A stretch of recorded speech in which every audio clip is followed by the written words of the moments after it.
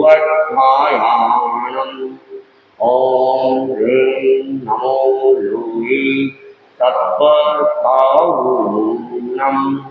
ॐ ह्रीं नमो अरिहन्ताणम् ॐ ह्रीं नमो सिद्धाणम् ॐ ह्रीं नमो आयर्याणम् ॐ ह्रीं नमो भुवद्धायानम् ॐ ह्रीं नमो योगी तत्परतावूनम् ऐसो पंचनमस्कारो सर्वकामप्रणाशनो मंगलानं च सर्वेषु परमं भवै मंगलम् परमं भवै मंगलम्।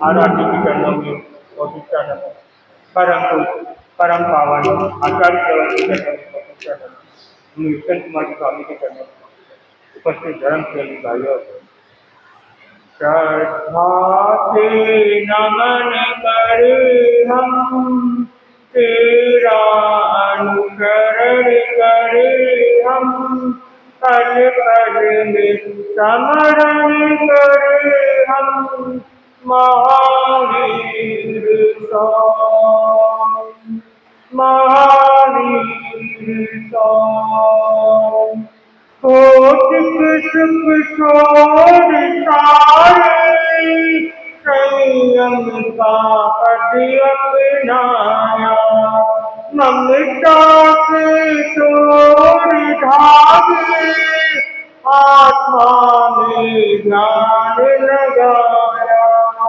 जग को परिवार बनाया तूने का भेद मिटाया करुणा का रस बरसाया महावीर स्वामी महावीर स्वामी भीषण उपसार तुमने समता से सहन किए तप की मारक में नंदन कर्मों का दहन किए गुमती गंगा में नाली पर सब दूर हट जाए जीवन हम सफल बनाए महावीर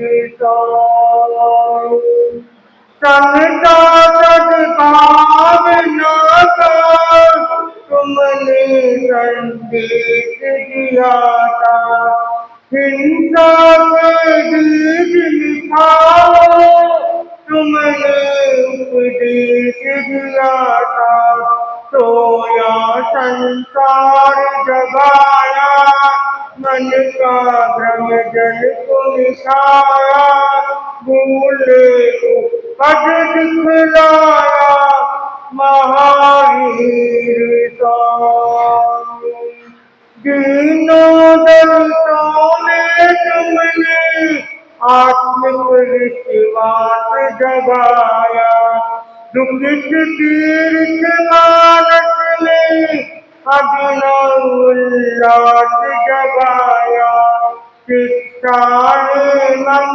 मंगलकारी गुण फूलों की फुलवारी हम हैं सारे आभारी महावीर स्वामी महावीर स्वामी श्रद्धा से नमन करी हम तेरा अनुसरण करी हम पल पल में स्मरण करी हम महावीर स्वामी महावीर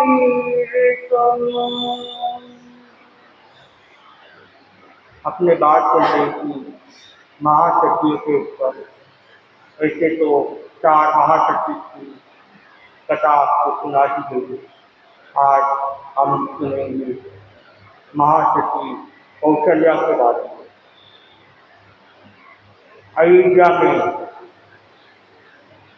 जैसे कोई उत्साह आया हो, घर घर में उत्साह मनाया जा रहा है और घर घर गली गली में दरवाजे बनाए जा रहे हैं, घर को सजाया जा रहा है और नगर को भी सजाया जा रहा है। जैसे कोई दुल्हन को सजाया जाता है वैसा अयोध्या सजाया जा रहा है और लोग नए नए कपड़े पहन के और भवन की ओर एक भीड़ उमड़ रही है।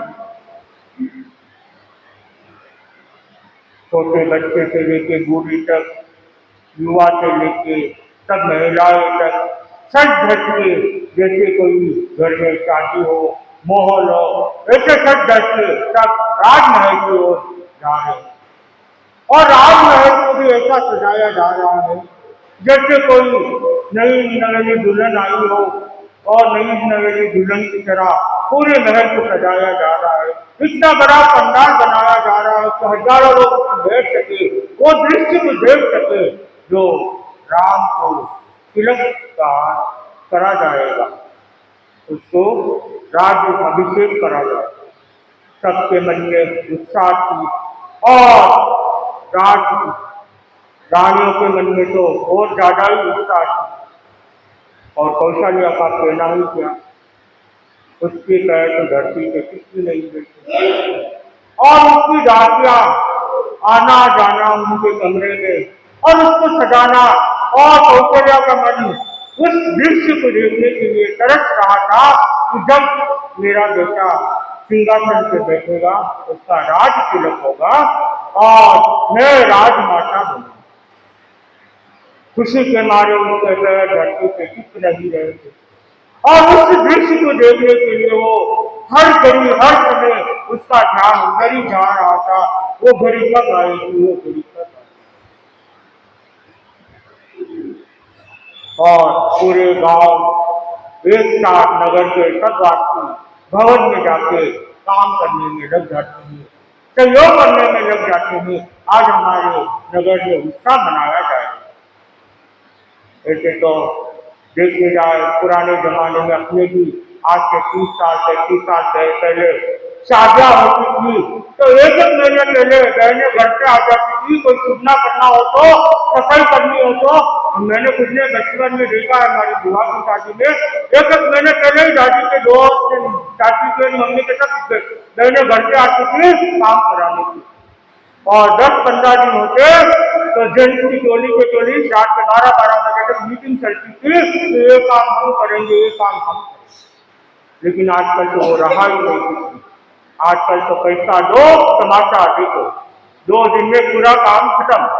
और बहन बेटियां भी पहले 10 दिन 15 दिन पहले आती थी, आजकल तो फोन करके 2 दिन पहले आऊंगी और शाम को शादी होते ही मैं चली जाऊंगी, मेरे पास समय नहीं है। और पहले तो 15-15 दिन पहले बेटी आके बहन बेटी आके रह जाती थी घरों में और आजकल के हमारे पास समय नहीं। क्यों? आजकल 1-2 जने रहते हैं, खाना कौन बनाएगा घर पे। पहले तो सब जॉइंट फैमिली में रहते थे तो कोई 10 दिन के लिए जाके कोई टेंशन नहीं थी, लेकिन आजकल तो कोई खाना कौन बनाएगा, रोज थोड़ी बात खाएंगे। आजकल ये है। उस जमाने में जब अयोध्या में भी सब लोग गांव के लोग नगर के लोग सहयोग करने पहुंच जाते हैं वहां पे और सब मिलजुल कर सहयोग करते हैं और राजमाता तो अपने आप में फूली समा नहीं रही थी और दासियां भी जा जाके उसको तैयारी करने में, उनको सजाने में लगी हुई थी और अच्छे से अच्छे आभूषण पहनाए गए, अच्छे से अच्छे कपड़े पहनाए गए राजमाता को और किसी का कोई हार नहीं। यहाँ पे पूजा की थाली की तैयारी करी जा रही है और चारों तरफ खुशियों का माहौल बना हुआ। राजा दशरथ ने भी आस पास दोस्त सबको निमंत्रण दिया हुआ है कि सब लोग आने लग जाते हैं, उनकी ठहरने की भी व्यवस्था की जा रही है। फिर जब कोई राजा निमंत्रण देता है तो सब वहां पहुंच जाते हैं। छोटे बड़े राजा, मंत्री, आसपास के मंत्री, राजा, राजकुमार सब वहां पहुंच रहे हैं वो दृश्य देखने के लिए कि राम का राज तिलक होगा, राम को राजा बनाया जाएगा। वो दृश्य को देखने के लिए लोग कहां कहां से आ रहे हैं। और रानियां भी बहुत खुश थी चारों, राम जी दशरथ के तो 4 रानियां थी, चारों बहुत खुश थी। किसी के मन में ये नहीं था कि राम सिंहासन पे बैठ रहा है, राम राजा बनेगा, ऐसी कोई भावना ही नहीं। और चारों अपने आप में बहुत खुश थी कि हमारा बेटा सिंहासन पे राजा बनेगा, सिंहासन पे बैठेगा। और राजा राम को तो ना तो उससे कोई आसक्ति थी ना कुछ था, ठीक है पिताजी की आज्ञा थी, उसे उसको निभाना था, इसलिए वो भी तैयार। जब बड़ा कोई कह देता था उसे टालने की किसी की हिम्मत नहीं होती। आजकल तो जमाना उल्टा है, छोटा कहता है बड़े मानते हैं, बड़े का कहना कोई नहीं मानता। छोटा बच्चा कहेगा आज उनको नाकोराजी जाना है तो आप लेके चले जाओगे, लेकिन आप उनको कह दो महाराज का जाना है तो आप मना कर देगा, मैं तो नहीं आ रहा हूँ, मेरे पास टाइम नहीं, मेरे को स्कूल का काम है, मेरे को टीवी देखना है, मेरे दोस्तों के साथ जाना है, टाइम नहीं है। और वो बोलेगा नाकोराजी जाना तो आप लोग उसके लिए तैयार हो जाते हो, लेकिन बच्चों को महाराज के लाने के लिए टाइम नहीं है बच्चों के पास।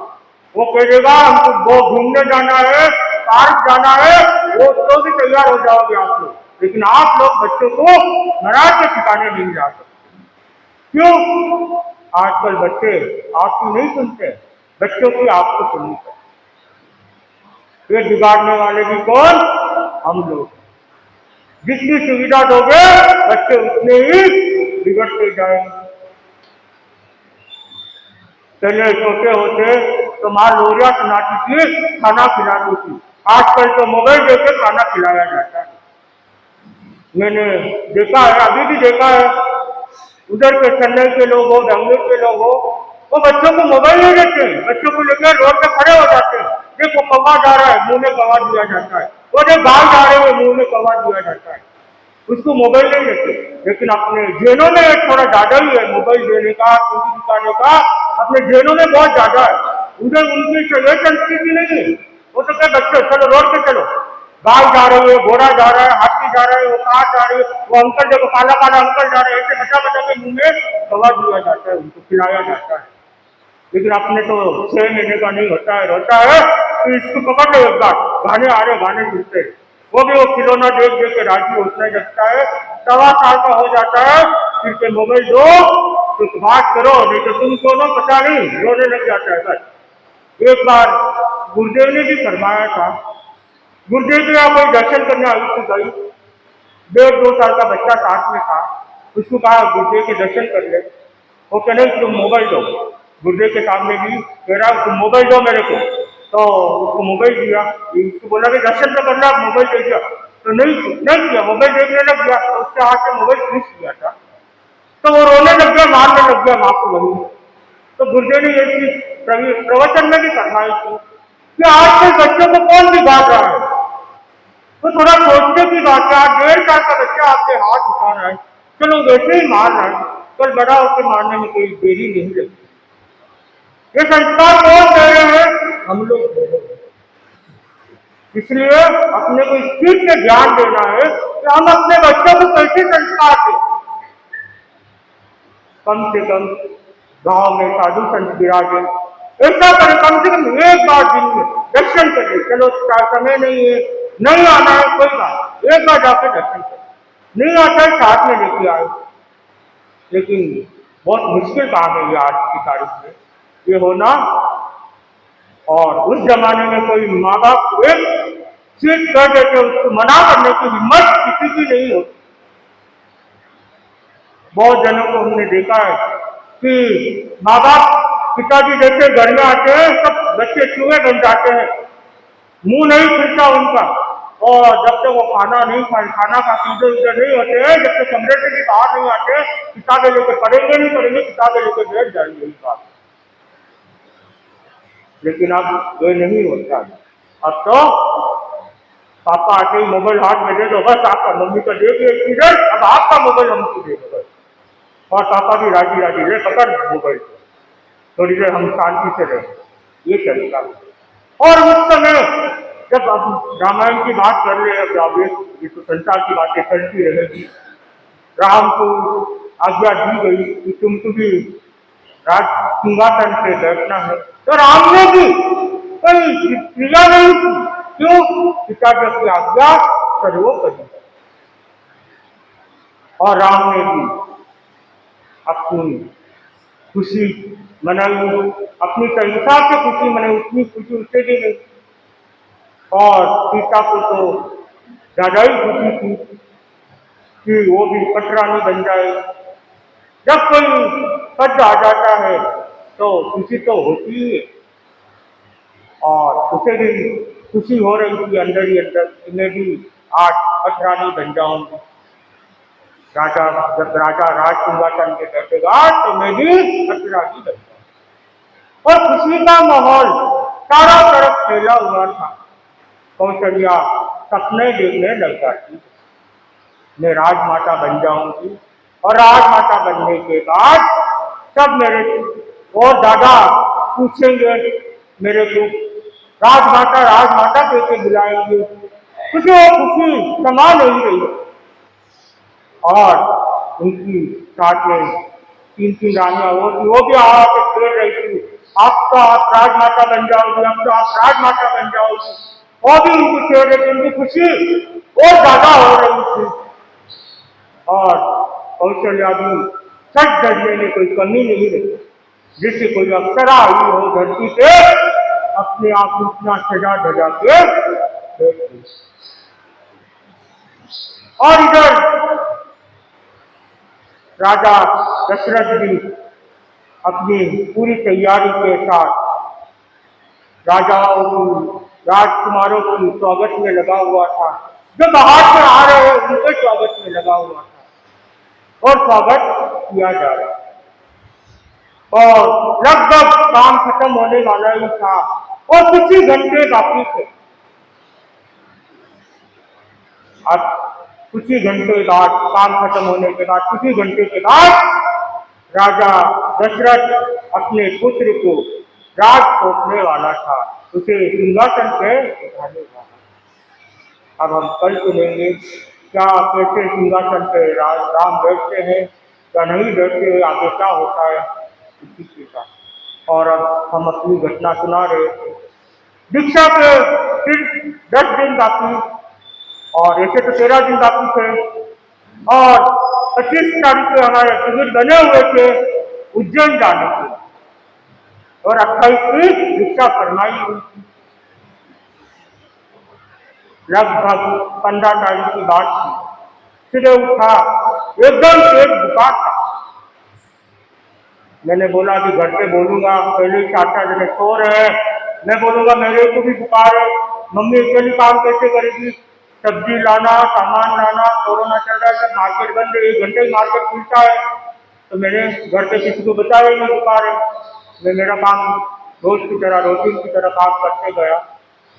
1-1:30 बजे खाना खाने के बाद सो गया। सो के उठा तो मम्मी ने बोला तेरा चेहरा उतरा सकती है, थका थका सा है, उतरा सा। मैंने बोला इतने दिन से काम कर ही रहे, रेस्ट तो हो ही नहीं रहा, तो नींद की भी कमी है, इसलिए थोड़ी सी थकान की हो रही। और जैसे जैसे शाम हुई बुखार बहुत तेज हो। फिर मैंने बोला मम्मी अब तो तेज नहीं हो रहा है, मेरी तो बहुत तेज बुखार। जो दवाइयाँ भैया के लाई वही दवाई मैंने भी ले ली, और 2 दिन निकले, बुखार कम हुआ ही नहीं। और 17 तारीख को मुहूर्त का कपड़े पैक करने का, तो 17 तारीख को मैंने मेरे सामान पूरा पैक करके तैयारी कर ली थी जाने के लिए। और वहां पे एक संदेश आया कि दीक्षा में सिर्फ 5 लोग ही अलाउड है। ज्यादा जने कोरोना चल रहा है, ज्यादा जने नहीं आए तो ठीक रहेगा, 5 जने आ सकते। फिर अब घर में डिस्कशन होने लग गया कौन जाएगा कौन नहीं जाएगा, अब किसको साथ में लें किसको नहीं ले, ये डिस्कशन चल ही रहा था कि टीवी कैंसिल कराने सकते, वहां भी जाएंगे तो टीवी में देखना था, हम टीवी में देख लेंगे, वहां जाने का मतलब क्या, फिर दुर्गे के दर्शन तो काट से करने, दूर से करने, कमरे से काट से, हम टीवी में कर लेंगे, दीक्षा टीवी में देख लेंगे। अब 5 जने कौन जाएगा ये अपने को फाइनल करना, बात चली गई और 17-18 तारीख हो गई। 20 तारीख को मेरे शरीर में ऐसी कमजोरी आ गई तो उतना भी भारी हो, अब मेरे को डर लगने लग गया कहीं कोरोना का नहीं हुआ है, टेस्टिंग कराऊं तो सबके घर में टेस्टिंग होगी, ऑलरेडी 7 सोए हुए हैं घर में और बहुत भारी काम पड़ जाए। तो हमने गुरुदेव को निवेदन कर दिया, गुरुदेव ये कंडीशन है, 4 दिन 5 दिन से बुखार है, आप फरमाओ तो हम आने चाहिए, लेकिन गुरुदेव का कोई संदेश प्राप्त नहीं हुआ वहां पर। तो फिर हमने तो ये फाइनल कर दिया अपने को जाना ही है, अब तो जब संदेश प्राप्त नहीं हुआ तब अपने को जाना ही। और 20 तारीख सुबह मम्मी ने बोला चलो भाई जाना ही है, ऐसा करते हैं 5-7 जनों को बुला के 5 मिठाई का प्रोग्राम तो कर ही लेते, घर घर के को बुला। तो 21 तारीख का प्रोग्राम फाइनल कर दिया था, 25 को हमारे रवाना होना था चेन्नई से, और 20 तारीख को मेरी हालत बहुत ज्यादा खराब थी। मम्मी ने कहा दीक्षा तो हो जाएगी, होते ही रियार करना है, शाम को भी हो सकता है रियार, अगले दिन सुबह भी हो सकता है, तेरे तो उठने की ताकत नहीं, कैसे रियार करेगा। एक बार फिर निवेदन कर देते हैं, फिर से निवेदन किया गया गुरुदेव। शाम रात के 10 बजे कोई समाचार प्राप्त नहीं हुआ, तो फिर हमने फाइनल कर दिया ये जो है अपने तो जाने की तैयारी करो बस, और प्रोग्राम की सब तैयारी हो गई थी। सुबह की 10-12 जनों को बुला के 8 बजे का प्रोग्राम करना था। रात के लगभग 10:30 11 बजे पापा अंदर से आवाज दी कोई संदेश आया है वहां से, और जब संदेश पढ़ा गया उसमें लिखा गया था स्वास्थ्य का ध्यान रखे दीक्षा आगे भी हो सकती। फिर मम्मी ने सबको फोन किया भाई कल का प्रोग्राम कैंसिल है, अभी दीक्षा का कोई प्रोग्राम नहीं है, दीक्षा आगे करवाई जाएगी। उसके बाद ट्रीटमेंट का प्रोग्राम चालू करवा दिया घर पे, जब ट्रीटमेंट पूरी तरह से अच्छे से करा लो क्या हुआ क्या नहीं, तो ट्रीटमेंट कराया गया तो पता चला कि कोरोना ही हुआ। मन में थोड़ी तसल्ली हो गई, शायद वहां जाता मेरे को कुछ होता, आगे छात्रों के टेंशन की मेरे दिमाग में वो भी थोड़ी हल्की, और दीक्षा में भी आगे आगे की डेट तो नहीं आई थी, आगे कभी भी हो जाएगी। और 15 दिन तक मेरा ट्रीटमेंट चला, और 15 दिन बाद इसमें बीच में मुनि कोमल कुमार जी के भी समाचार आ रहे थे, सिद्ध प्रभु जी के भी समाचार आ रहे थे, क्या हुआ क्यों नहीं पहुंच रहे हो क्यों नहीं पहुंच रहे हो। मैं बोला मेरी ये कंडीशन है इससे हम पहुंच नहीं पा रहे वहां पे, नहीं तो हम तो तैयार है कि 5-6 जन आने के लिए तैयार थे, कंडीशन थोड़ी बिगड़ रही थी इसलिए हम नहीं पहुंच पा रहे। और 15-20 दिन के बाद ठीक होने के बाद मैंने घर वालों को कहा आप वापस निवेदन कर देते हैं गुरुदेव को, तो पापा ने कहा ऐसे लेटर में निवेदन नहीं करेंगे, ऐसा करते सब चले जाते हैं गुरुदेव के दर्शन करने, अपने तीनों ही चले जाते हैं दर्शन करने। मैंने कहा अच्छी बात है दर्शन करने के जाने के लिए कोई मना ही नहीं है, पहले कोरोना चल ही रहा है, आपके स्वास्थ्य ठीक रहता नहीं है, और वहां जाना अपने को बगैर पूछ के जाना भी अच्छा नहीं रहेगा, एक बार कीर्ति कुमार जी स्वामी से हम बात कर लेते हैं फिर चलते हैं। तो फिर देखते हैं कल सुनते हैं कैसे क्या हमने निवेदन किया, वहां से क्या जवाब आता है इसी के साथ हम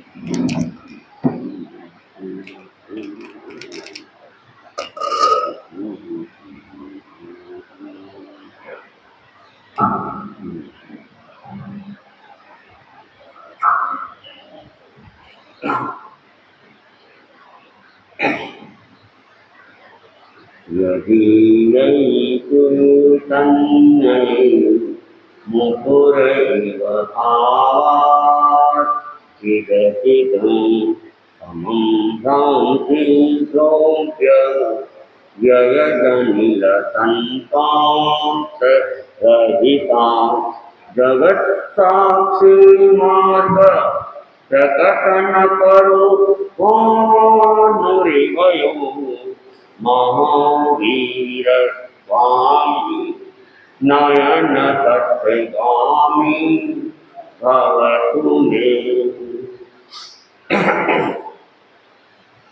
वितराग पुरुष भगवान महावीर को सबक वंदना। वितराग का महान साधक महातपस्वी युग प्रधान आचार्य श्री महासमंत को सबक वंदना। मुनि मोक्ष कुमार को उपस्थित सावधान दैत्य पुरुष जगदानि दैत्य पुरुष जगदानि देव तुम्हारा पुण्य नाम तेरे मन में ब्रह्मचारी दैत्य पुरुष जगदानि। ओम ओम ओम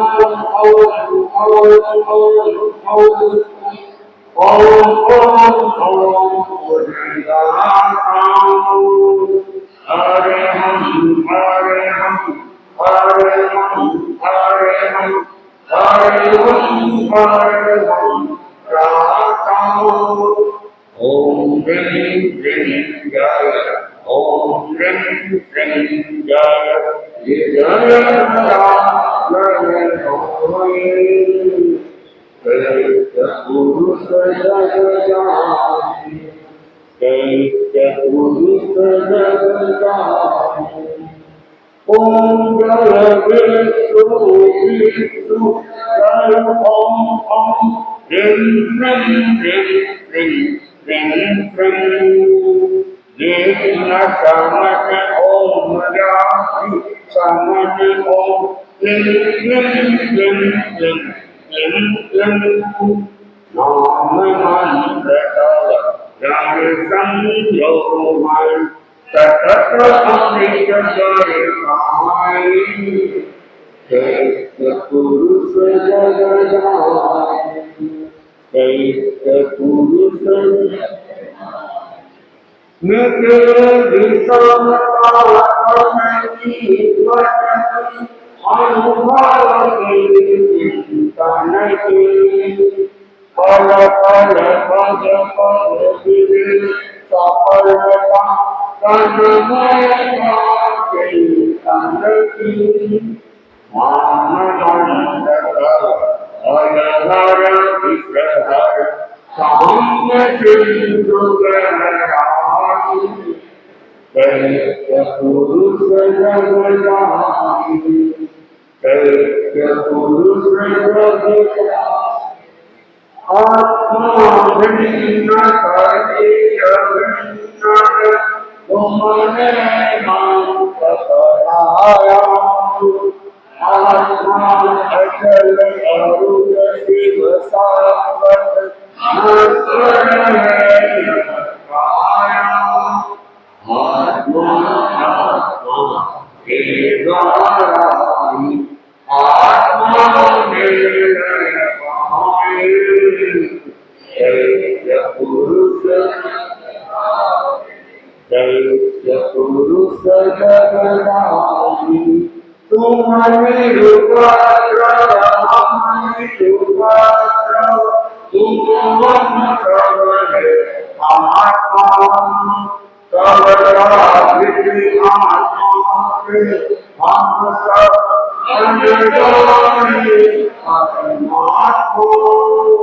ओम नमः अंतर मल कुल जाए दैत्य पुरुष जगदानि दैत्य पुरुष जगदानि। देव तुम्हारा पुण्य नाम मेरे मन में समुदाय चैत पुरुष जगराय चैत पुरुष जगराय।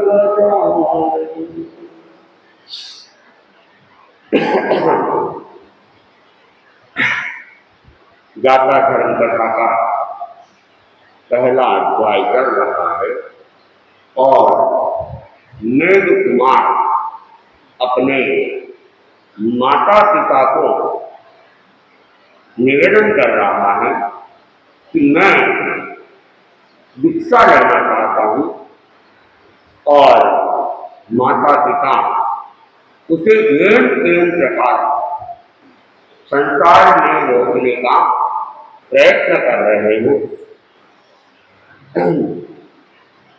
तैरम से मेह कुमारी अम्मा पीड़म एवं वयासी कहे नम तम अम्म याओ जम नम उत्थे ममम एवं वयः इन्हें से जाया अज्जब कच्चक क्यों कच्चया गए सुबहु हिरण्य सुवर्णेय कंसेय दुसेय मणि मोत्य शंख शील बवाल रक्तरयन संतसार साव एक ये अलाही जाव आसक्त माओ कुलवंशाओ पगामन दाऊ पगामन बुद्धम पगामन परिभाई तम अनुभोई दाव जाया विपुलम मानुषत्वम इद्धि सत्ता समुदयम तो कच्चा अनुभूति कल्याणे समस्त भगो महावीरस्य अंत्ये मुंडे भविष्या अगाराओ अनिवार्यम उपस्थयी एवं खलु हम पयाओ हिरण्य जाओ साव यज्ञ अग्नि संज्ञे चोर साइये राय साइये दाह्य साइये मच्चु साइये अग्नि सामान्य चोर सामान्य राय सामान्य दाई सामान्य मच्चु सामान्य सडन बडन विक्रम दमने कच्चा पूर्व अवश्य विपर हरिते से केरम जाने अम्मयाओ के पूर्ति गमनाए के कच्चा गमनाए तम इच्छामि नम अम्मयाओ के अभ्वनु नाय समाने समस्त बभो महावीरस्य अंत्ये मुंडे भविष्यान अगाराओ अनगार्यम उपस्थयी। तो कुमार मेघ के माता पिता कह रहे हैं कि तुम्हारे पास में पिता द्वारा दादा द्वारा परदादा के द्वारा अनेक प्रकार का हिरण्य सुवर्ण कांस्य इत्यादि प्राप्त है और 7 पीढ़ी तक तुम इनका प्रचुर मात्रा में भोग कर सकते हो, बांट सकते हो और दान भी दे सकते हो। तो पहले क्या करो, इन भोगों के अंदर तुम रह के इस संसार के भोगों का आनंद लो और उसके बाद में तुम भगवान महावीर के पास में अनगार धर्म को स्वीकार कर लेना। तो कुमार मेघ कहता है कि माता पिता ये वैसा ही है जैसा तुम मुझसे कह रहे हो। जात तुम्हारे पितामह प्रपितामह और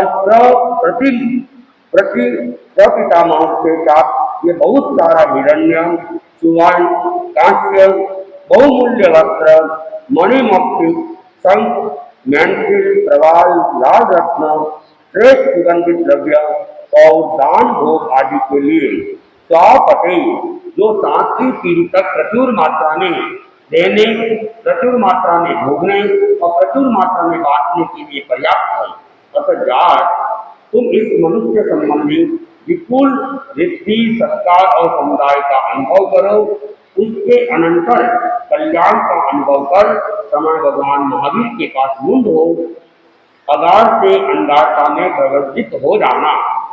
माता पिता हिरण्य यावक स्वापति अग्नि साधित है, अग्नि जला सकती है, चोर साधित है, चोर चुरा सकते हैं, राज साधित है, राजा अधिकृत कर सकता है, दायाद साधित है, भागीदार विभाजित कर सकते हैं और मृत्यु साधित है, मृत्यु उससे वंचित कर सकते हैं। अग्नि सामान्य अग्नि का स्वामित्व है, चोर सामान्य चोर का स्वामित्व है, राज सामान्य राज का स्वामित्व है, दायाद सामान्य भागीदार का स्वामित्व है और मृत्यु सामान्य मृत्यु का स्वामित्व है। यह सड़ने गिरने और विध्वंस हो जाने वाला है, उसे पहले या पीछे अवश्य छोड़ना है। माता पिता कौन जानता है कौन पहले जाएगा कौन पीछे जाएगा, अतः माता पिता ने तुमसे अनुज्ञात होकर श्रमण भगवान महावीर के पास मुंड हो अगार से अंगारता में प्रवर्तित हो रहा हूँ। तो मैं कुमार कह रहा है, आप तो कह रहे हो ऐसा ही है, बहुत सारा विपुल धन मेरे पास में है तो 7वीं पीढ़ी तक काम आ सकता है, लेकिन माता पिता ये धन स्थायी नहीं है। हो सकता है मेरे पास विपुल धन है और आग लग जाए तो सारा का सारा धन जल के राख हो सकता है, और कभी चोर आ जाए और वह चोरी करके ले जाए तब भी वो 7वीं पीढ़ी तक मैं भोग पाऊंगा। ये बात केवल मन में ही रह जाएगी। और कभी राजा कुपित हो जाए तो जो कुछ भी है वो सारा का सारा हड़प सकते हैं और राज्य से च्युत भी कर सकते हैं। इसलिए और साथ में मृत्यु शासक भी है। पता नहीं 7 पीढ़ी की कल्पना करूं और मृत्यु कब आ जाए, इसलिए इस धन का कोई भरोसा नहीं है और इसलिए मैं शीघ्रता से शीघ्र आपकी अनुज्ञा प्राप्त करके भगवान के पास में अगार से अंगारता में प्रवर्तित होना चाहता हूँ।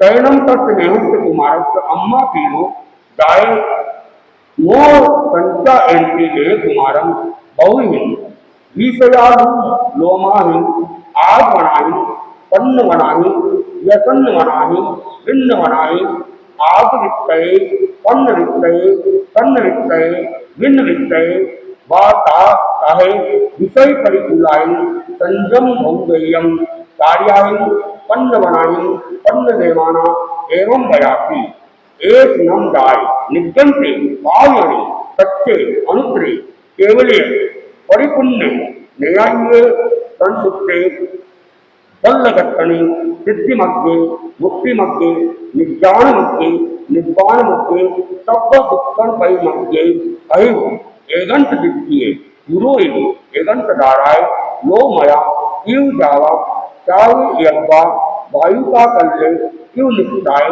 गंगा इव महानई परिसोय गमनाय मां समुद्रो इव बुआई उत्तरे तिक्कम कम्यकम गरुवम लंबेयकम असीधार वय्यम तरियकम मोखदु पप्पई जाया कमनानी निगंतानी आकम्ये वा उद्देश्ये वा कुयवरे वा सत्ये वा रहिये वा दुग्धी बनते वा संतार बट्टे वा बद्ध लिया बट्टे वा बिलान बट्टे वा मूल बोलने वा कंद बोलने वा फल बोलने वा बीय बोलने वा हरिय बोलने वा गोत्तये वा पाए वा।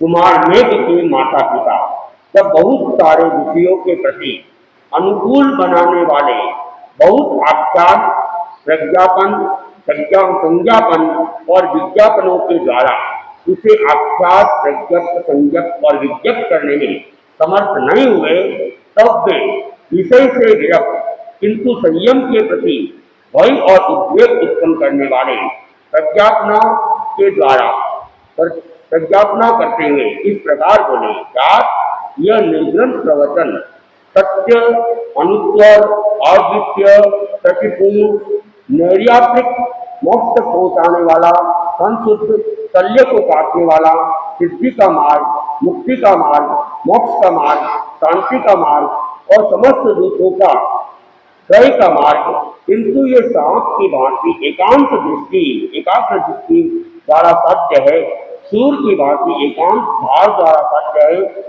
इसमें लोहे के योग दबाने होते हैं, ये बालू के कौर की तरह निस्वाद है।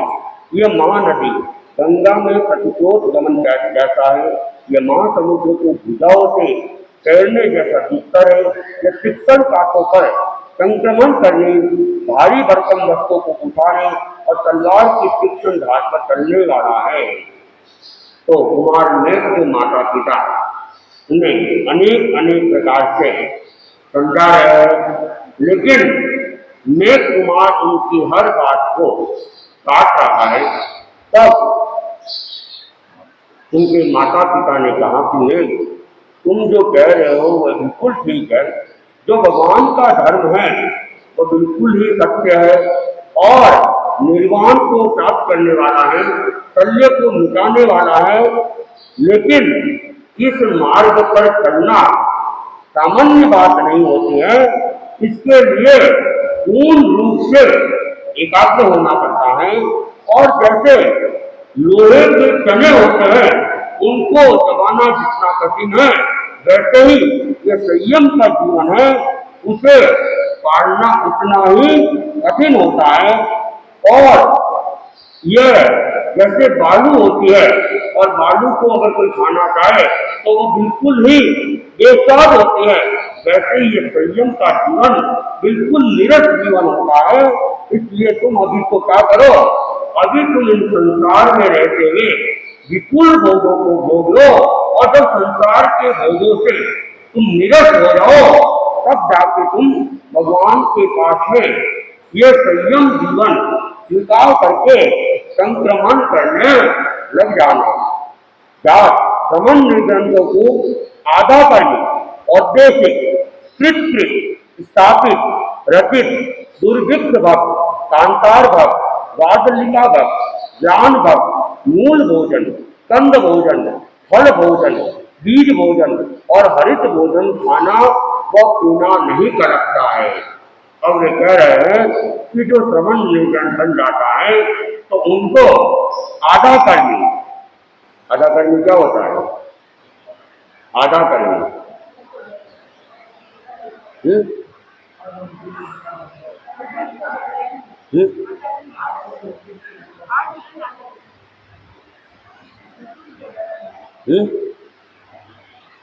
आधा कर्मी गठन गोचरी के अनेक दोष होते हैं।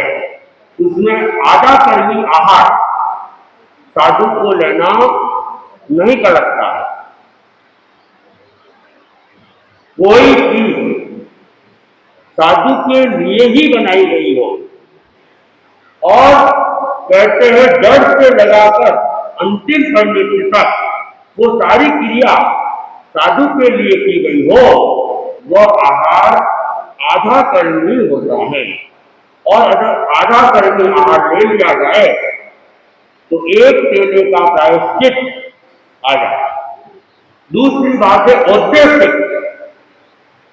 औद्देशिक आहार, आधा कर्मी आहार और औद्देशिक आहार। औद्देशिक आहार क्या होता है? औद्देशिक आहार होता है साधु के उद्देश्य से बनाया। आधा कर्मी में तो जड़ से लगाकर सब कुछ साधु के लिए ही होता है, इसमें सब कुछ नहीं होता है, लेकिन साधु के निमित्त, साधु के उद्देश्य से वह बनाया जाता है, वह औद्देशिक कहते हैं। और ये क्या होता है? साधु के लिए खरीदा हुआ, जैसे वर्तमान में अपने यहाँ परंपरा है, प्रायश्चित रूप में ही परंपरा है, सामान्य परंपरा नहीं है, कि साधु बीमार है और दवाई की अपेक्षा है, सहज दवाई उपलब्ध नहीं हो रही है, तो कृत दवाई, खरीदी हुई दवाई भी ले सकते हैं। लेकिन जो खरीदी हुई दवाई लेते हैं तो फिर उसका प्रायश्चित आता है। और सहज में कोई दवाई उपलब्ध हो जाती है तो उसके लिए प्रायश्चित लेने की अपेक्षा नहीं रहती है, लेकिन खरीदी हुई जो होती है उसमें प्रायश्चित होता है। और स्थापित आहार, स्थापित मतलब किसी के लिए ये स्थापना कर ली कि ये भोजन उसके लिए है। जैसे आप लोग खाना बनाते हो तो अनेक लोग पहली रोटी गाय की है, पहली रोटी कुत्ते की है, भिखारी की है, इस तरह स्थापना कर लेते हैं। या घर में कोई फंक्शन है और वो भोजन जैसे कन्याओं के लिए बना हुआ है, ब्राह्मणों के लिए ही बना हुआ है, केवल अगर उनके लिए ही बना हुआ है तो वह आहार स्थापित आहार है और उस आहार को भी नहीं लेना होता। तो ये गोत्री के कई कई नियम है। और अनेक बार भाई बहन गोत्री करवाते हैं और कोई चीज हम लोग नहीं लेते तो क्या कहते हैं महाराज उन संतों के लिए ले लो, तो ऐसा भी नहीं रहना है। किसी पर्टिकुलर संत के नाम से कोई वस्तु बह रहा है तो वह वस्तु नहीं लेनी। ये भी गोत्री का ही एक दोष है। इसलिए जो भी गोत्री आती है, सामूहिक आती है, और मान लो किसी के नाम से लाए और वह चीज किसी के अंदर मिल गई और दूसरा अगर खा लेता है तो वह दोषी होता है, क्योंकि वह चीज अमुक के लिए ही लगाई गई थी तो वो कैसे खा सकता है। और जिसके लिए लाए और वो मान लो न खाए तो फिर उसको परखने के अलावा कोई उपाय नहीं होता है। इसलिए किसी व्यक्ति के नाम से बोल के गहराई के अमुक के लिए ये ले लो तो ऐसा भी गोत्री में लेना नहीं है। तो अब नेक कुमार के माता पिता उसको अनेक प्रकार से बता रहे हैं कि साधु जीवन में इस तरह का आहार नहीं लेना होता है। और फिर फल है, भोजन है, बीज भोजन है, कंद मूल है, हरियाली वाला भोजन है, ये सब भी साधु जीवन में उपभोग्य नहीं होता है। इसलिए अभी तो तुम बच्चे हो, छोटे हो, अभी तुम दीक्षा की बातें मत करो, क्योंकि संयम का जीवन सामान्य बात नहीं होता है। अनेक अनेक कष्टों को झेलना पड़ता है, अपने आप पे नियंत्रण करना पड़ता है, अपने आप में संयम करना पड़ता है। इसलिए अभी तो तुम जो भोग्य है उन भोगों को भोगो, और उसके बाद में जब इन भोगों से निवर्तमान हो जाओ तब तुम संयम जीवन के लिए प्रयत्न करना। इस प्रकार माता पिता अनेक रूप से उसको समझाने का प्रयास करते हैं और किस प्रकार वे माता पिता नेक कुमार को समझा पाते हैं आगे हम सुनेंगे।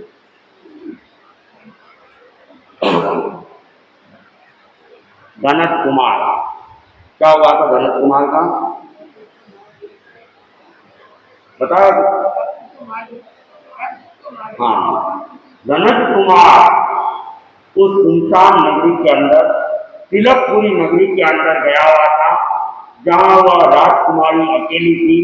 राजकुमारी का वृतांत सुना और एक राक्षस जिसने पूरी नगरी को सुनसान कर दिया था, उस राक्षस को गणत कुमार क्या करता है, मारता है और मारकर उसके चंगुल से उस राजकुमारी को मुक्त कर देता है।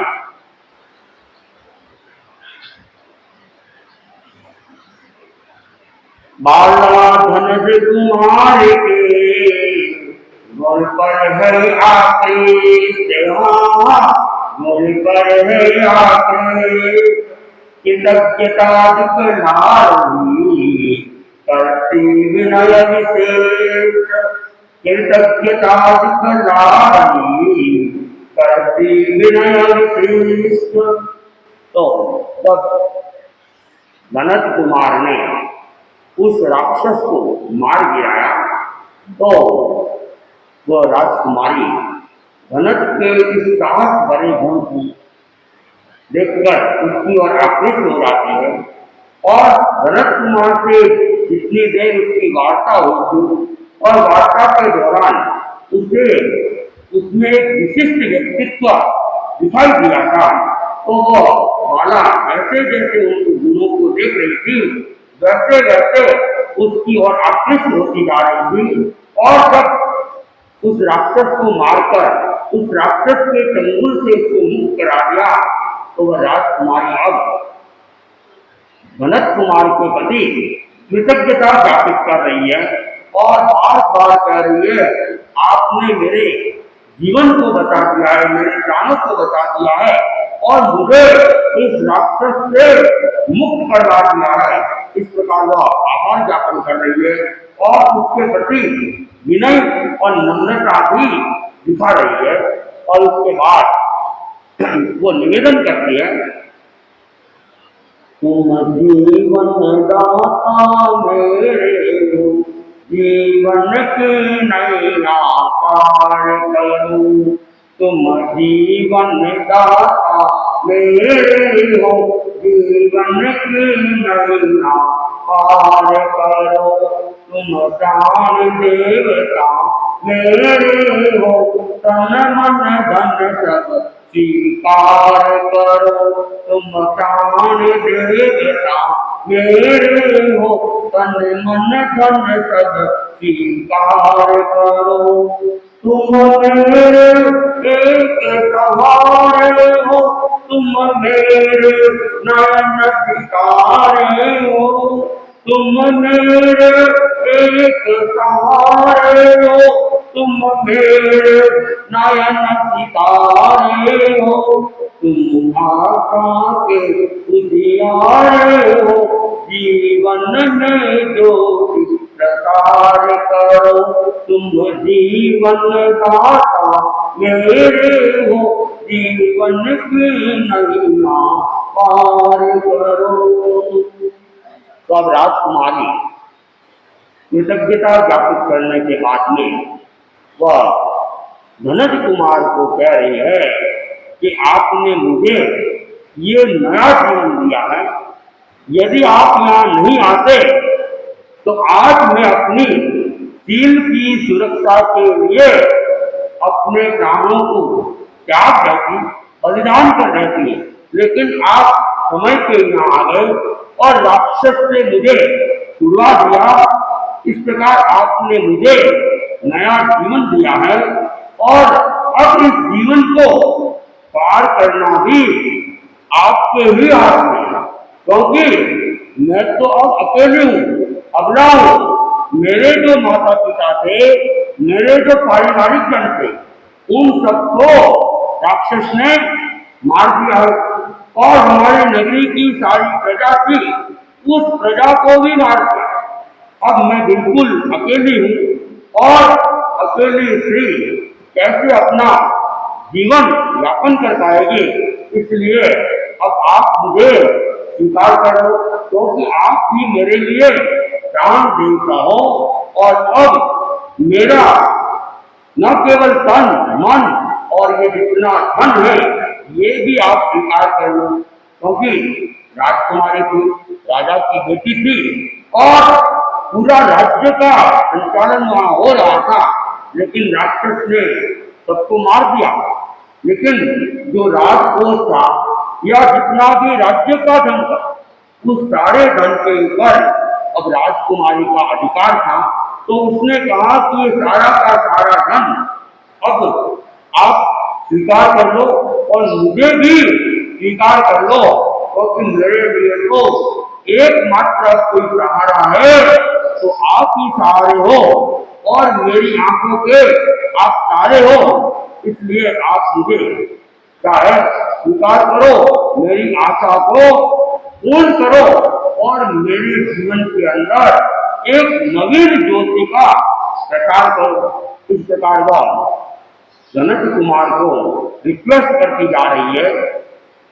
और जब राजकुमारी का अति आग्रह हुआ तब आग्रह उसका देख कर कोमल धनज कुमार कोमल धनज कुमार करता पानी ज्ञान है मिलता मेल उदार। करता पानी ग्रहण है मिलता मेल उदार। मूल्यवान मनुष्य चले करते हैं प्रस्थान। हाँ, करते हैं प्रस्थान। आकर के इस कूप में गाते अपना गान। आकर के इस कूप में गाते अपना गान। तो जब राजकुमारी बहुत ज्यादा आग्रह करने लगी तो वह धनत कुमार, वो तो वैसे भी कोमल प्रकृति का व्यक्ति था और उसके मन में दया की भावना थी, करुणा की भावना थी। तो उसने देखा राजकुमारी जो कह रही है वो बिल्कुल ठीक है, अकेली बेचारी कैसे रहेगी और ना इस पुणे राज्य के अंदर कैसे वह जीवन यापन करेगी, और अब इनका कोई सहयोग करने वाला भी नहीं है और ये मेरे से आशा रख रही है, तो मुझे भी इसकी आशा को पूरी करना चाहिए। तो जनक कुमार उसके निवेदन को स्वीकार करता है और वहीं पर जो देवी का मंदिर था, पंचदेवी चक्रेश्वरी देवी, उस चक्रेश्वरी देवी के मंदिर में आते हैं और देवी माँ की मूर्ति के साक्षी से उन्होंने क्या कर लिया, गंधर्व विवाह कर लिया है। और उसके बाद तो राज्य में भी घूमते हैं, राजकोष को देखते हैं और उस राजकोष के अंदर इतना धन का अपार धन था, लेकिन धन कितना भी हो ले जाने के साधन उसके पास में कुछ भी नहीं थे। तो उसने क्या किया, जनक कुमार ने जो मूल्यवान मणि थे, रत्न थे, उनको उसने ले लिए जितना वो उठा सकता था। तो उसने एक पोटली उन रत्नों की बांधी और बाकी सबका विसर्जन कर दिया, क्योंकि वैसे भी जनक कुमार उदार स्वभाव का था और विसर्जन के अंदर उसका विश्वास भी था। और अभी तो परिस्थिति भी ऐसी थी कि वो ज्यादा ले भी ले तो ले जाने की परिस्थिति उसके पास में नहीं थी। तो पहले तो उसने क्या किया था, सोने की ईंटें बनवाई थी, लेकिन सोने की ईंटें तो वो सुदत्त सेठ आया था वो लेकर चला गया, इसके हाथ तो लगी नहीं, सारी जो मेहनत थी इसकी बेकार हो गई थी। अब उसने देखा चलो कोई बात नहीं, नीचे गई तो गई, लेकिन अपने को ये मूल्यवान मणिया बन रही है। और वैसे भी उसके पास में पहले से 6 मणिया, 5 की 6, 5 तो चक्रेश्वरी देवी ने दी थी और एक मणि जब वो ईंटों का निर्माण कर रहा था, गुफा में घूमते घूमते गया था और एक मणि उसको पहले देवी के प्रकट होने से पहले एक मणि मिल गई थी, वह भी दिव्य मणि थी, अति बेशकीमती मणि थी। तो 6 मणि तो उसके पास पहले थी और यहाँ उसने पूरी एक पोटली मणियों से भर ली और भरकर अब वह उस राजकुमारी को लेके कहाँ आता है, उस कूप में, जिस कूप के अंदर सुदत्त सेठ ने उसको गिराया था, उस कूप में आता है। क्योंकि ये तिलकपुरी नगर जो था वह नगर जमीन के भीतर, आगे कोई रास्ता था ही नहीं कि जिधर से वह बाहर निकल सके। तो अब जब कोई रास्ता नहीं था तो वापिस जिस कुएं के अंदर वह गिरा था उसी कुएं में आ गए और अब इंतजार करने लगा कि यहीं पे कोई आए और कुएं से बाहर निकाले, तब तो यहाँ से मुक्त हो सकेंगे, और नहीं तो फिर इस नगरी में ही इधर उधर 1 से 2 और घूमते घूमते ही जीवन यापन करना है।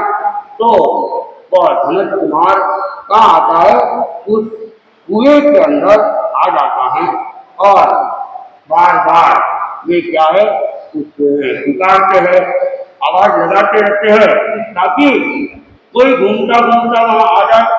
जैसे सुदत्त सेठ आया था वैसे और कोई आ जाए और उनकी आवाज को सुन ले और वे लोग उसको कुएं से बाहर निकाल दें। तो और ये लोग पुकार रहे हैं वहां पे, निकालो निकालो निकालो कोई रे, करुणावर इस कूप से निकालो कोई रे। देवदत्त नामक व्यापारी आया लेकर काशन वारी, सुनता है आवाज निकालो कोई रे, करुणा कर निकालो कोई रे। अब क्या कर रहे हैं, उस कूप के अंदर पुकार रहे हैं कि कोई दया करे, करुणा करे और हमको इस कुएं के अंदर से बाहर निकाले। तो योग संयोग अच्छा था कि सुदत्त सेठ तो सोने की ईंटें लेके चला गया था, लेकिन कोई दूसरा एक जहाज और आ गया था, उसमें भी कोई व्यापारी था और उसका नाम था देवदत्त। क्या नाम था? देवदत्त। और वह भी भारी माल वगैरह लेके आया हुआ था, आगे जा रहा था और विश्राम के लिए उस स्वांतपुरी के अंदर उस द्वीप के पास में वह कुछ दिनों के लिए रुका था। तो उसने आवाज सुनी और उसने देखा क्या बात, इस कुएं में कहां से व्यक्ति आ गया, क्योंकि ये पूरी नगरी तो सुनी सुनी है और जब सुनी नगरी है तो इस कुएं में कौन।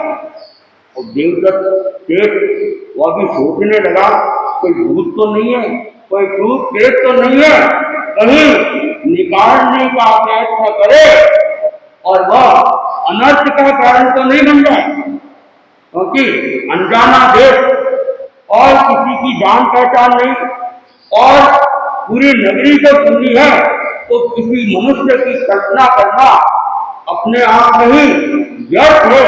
फिर इस कुएं से निकालने की बात कौन कह रहे हैं, कौन बोल रहे हैं।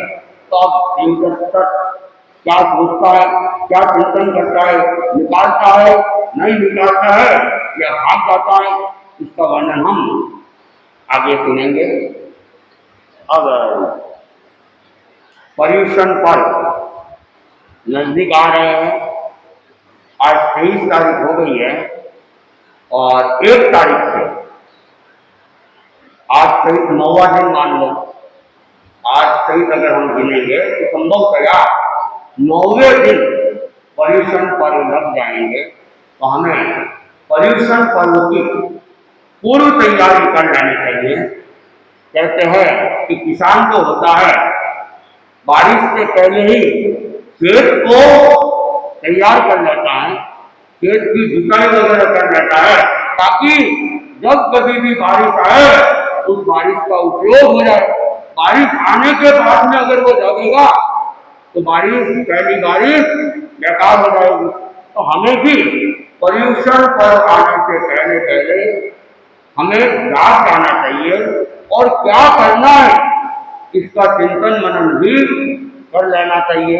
व्याख्यान तो सुनना ही है, लेकिन केवल व्याख्यान सुनना ही नहीं है, उसको आचरण में भी लाना है। उसके लिए हम स्वाध्याय है, तपस्या है, ध्यान है और जप। और जैसा कि परिश्रम के समय में अखंड जप का क्रम चलता है, अखंड जप का क्रम, तो अखंड जप करना है तो अखंड जप के लिए पहले से नाम भी लिख लेने चाहिए। मुझे कल बहनों ने बताया, हालांकि पता तो है लेकिन विस्मृति हो जाती है कि भाइयों में सुबह से 24 घंटा ही अखंड जाप चलता है। ऐसा कल बहनें बता रही थी कि दिन में तो घंटे घंटे के नाम लिखवाते हैं भाइयों, बहनों में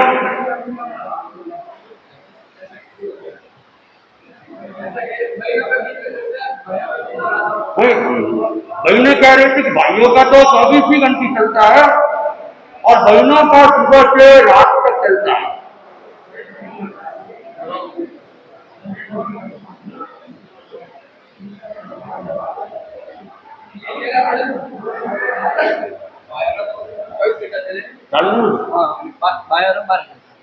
हाँ, वही बताया जा रहा है कि भाइयों का 24 घंटा ही चलता है। दिन में तो अपने अपने एक घंटे का जाप, और रात को मोहल्ले वाले अलग अलग मोहल्ले अपनी जिम्मेदारी निभाते हैं। रात को लगभग 9 बजे से सुबह 5 बजे तक, ये 6 बजे तक, 6 बजे तक, और फिर 6 बजे से रात के 9 बजे तक अपने अपना व्यक्तिगत जाप। तो भाई लोग कौन नाम वगैरह कौन लिखेंगे? शांतिलाल जी, अच्छा आप तो यहाँ रहोगे नहीं। कुमारपाल, हाँ हाँ, गणपत है, कुमारपाल है, संपत जी भी आ जाएंगे, संपत जी भी है। तो एक तो जाप के नाम लिखने हैं, और बहनों में अभी लिखोगे, और एक पहले पहले वो पतरंगी मैंने सोचा 5 मिनट और है, अभी 10:30 हुए नहीं है,